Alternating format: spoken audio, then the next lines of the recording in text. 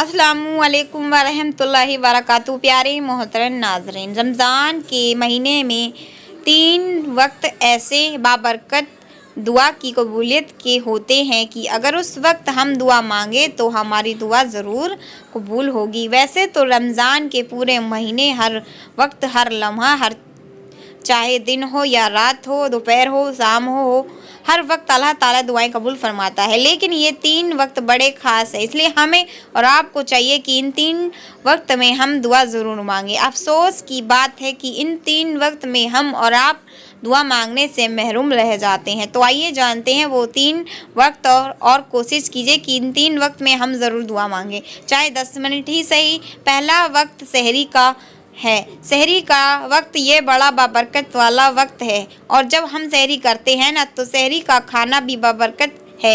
अल्लाह के नबी का इरशाद है कि तुम सहरी किया करो, क्योंकि सहरी में अल्लाह ने बरकत रखी है। तो सहरी का खाना भी बरकत वाला है और सहरी का वक्त भी बाबरकत वाला है, क्योंकि सहरी का जो वक्त है वो वही तहज्जुद का वक्त है। तहज्जुद के वक्त में क्या होता है, आम दिनों में भी अल्लाह तबारक व तआला आसमानी दुनिया पर आता है और लाइन लगवाता है कि कोई मुझसे मांगने वाला कि मैं उसको अता करूं, कोई मुझसे सवाल करने वाला कि मैं उसका सवाल पूरा करूं, और मेरा बंदा जो आज मांगेगा मैं उसको दूंगा। तो सहरी के वक्त हम और आप उठते ही हैं, हो सके तो तहज्जुद पढ़ लीजिए। तहज्जुद का वक्त है ना, तो 5 मिनट 10 मिनट अल्लाह के सामने हाथ उठा के दुआ मांग लीजिए कि अल्लाह मेरा ये मसला, मेरा वो मसला, हम लोगों की ज़िंदगी में बड़े मसले हैं, सारे मसले अल्लाह के सामने रख दीजिए, क्योंकि सहरी का वक्त ये तहज्जुद का वक्त है, और तहज्जुद के वक्त अल्लाह तबारक व तआला दुआओं को कबूल फरमाता है। और रमज़ान के तहज्जुद, रमज़ान की सहरी का वक्त है, ये तो बहुत कीमती है। इसलिए ख्वातीन को चाहिए कि सहरी के वक्त दुआएं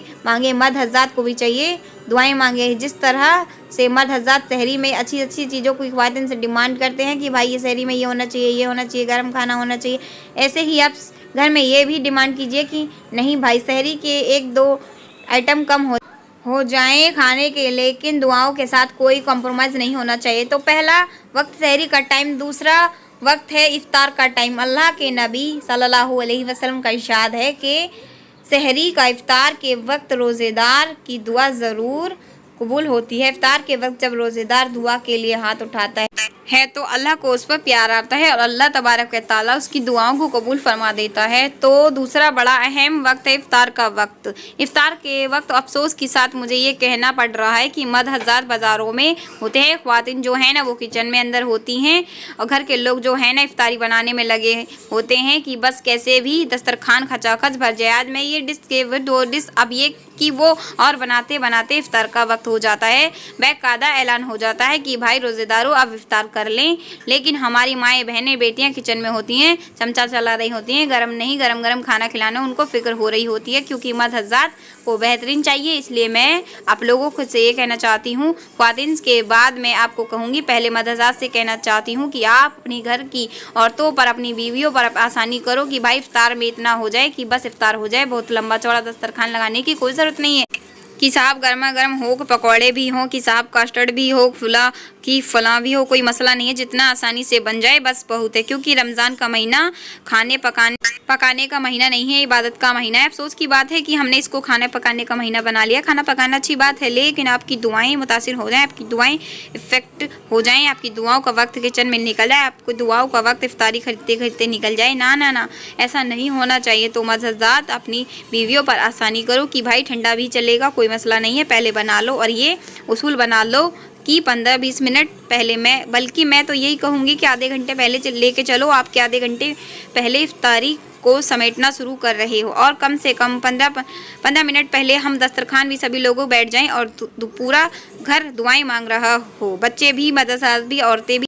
एक आधा आइटम कम रह जाएगा चलेगा, लेकिन अगर ये दुआ की कबूलियत वाला वक्त मिस हो जाए तो ये बहुत महरूमी की बात है। अल्लाह के नबी का फरमाया कि इफ्तार के वक्त रोज़ेदार की दुआ मामूली बात नहीं है, कि ये वक्त कितना कीमती है। सपोज़ करो कि अगर गली में ऐलान हो जाए कि भाई अब 2000 के नोट आज लुटाए जाएंगे और जितने लूट लेना उसको कोई लिमिट नहीं होगी, जो जितने चाहे लूटे। तो मुझे बताइए कि सब लोग दौड़ेंगे नहीं, दौड़ेंगे नोट लूटने के लिए, और ये पता चले कि 1 मिनट में 1 नोट मिलेगा तो हम लोग 1 घंटे पहले ही जाकर खड़े हो जाएंगे लाइन में कि भैया 1 मिनट में 1 नोट मिलेगा, क्योंकि 60 मिनट हो गए तो नोट ज़्यादा से ज़्यादा आएंगे। कोई भी लाइन में पहले से लाइन में जाके लग जाए 1 घंटे पहले ही, कि भैया ऐसा ना हो कि हमारे यहाँ नंबर ही मिस हो जाए। और यहाँ दुआएं अल्लाह कबूल फरमा रहा है, तो हमें इस कीमती वक्त की कोई अहमियत हमारी नज़र में नहीं है। अहमियत तो है लेकिन अमल नहीं है। इसलिए मैं आप लोगों से ये कहना चाहती हूँ कि दुनिया की बड़ी से बड़ी नेमत अपनी जगह, और इफ्तार का जो वक्त है इस वक्त दुआ मांगना ये बहुत कीमती अपनी जगह। ऐसा ना हो कि आखिरत के मैदान में हमें अफसोस कि काश हमने इफ्तार को कम किया होता और दुआओं में ज़्यादा वक्त गुजारा होता। इसलिए ख्वातीन पहले इफ्तार को समेट, मर्द हज़रात पहले कह दें ओके भाई 15 मिनट क्लोज हो जाएगा, 15 मिनट के बाद क्लोज। इफ्तारी जितनी बनी है बस वो लेके आओ, बस फिनिश, और दस्तरखान बैठो, सभी लोग दुआएं मांगो ना इंशाअल्लाह। तीसरी वक्त है कुरान मजीद की तकमील का मौका। हम लोग रमज़ान के महीने में कुरान मजीद मुकम्मल करते हैं। कोई 1 कर रहा है, कोई 2 कर रहा है, कोई 3 कर रहा है, कोई 4 कर रहा है, कोई 5 कर रहा है। जब कुरान मजीद मुकम्मल हो जाए, आप सूरह नास पढ़ लें, तो उसके बाद जब कुरान मजीद मुकम्मल हो गया, 30 पारे पढ़ ली, अल्लाह के सामने हाथ उठाकर दुआएं मांगो।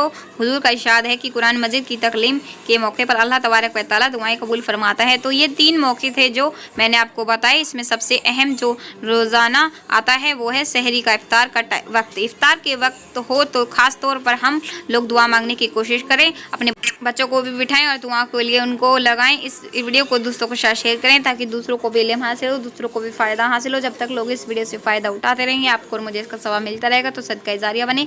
चैनल को सब्सक्राइब कर लें ताकि नेक्स्ट वीडियो जल्दी ही मिल सके। अपना ख्याल रखें और इन 3 वक्त को बिल्कुल भी मिस ना करें। चैनल को सब्सक्राइब कर लें ताकि नेक्स्ट वीडियो जल्दी ही मिल सके। तो चलिए अपना ख्याल रखें, मिलते हैं आपको नेक्स्ट वीडियो में। अस्सलामु अलैकुम व रहमतुल्लाहि व बरकातहू।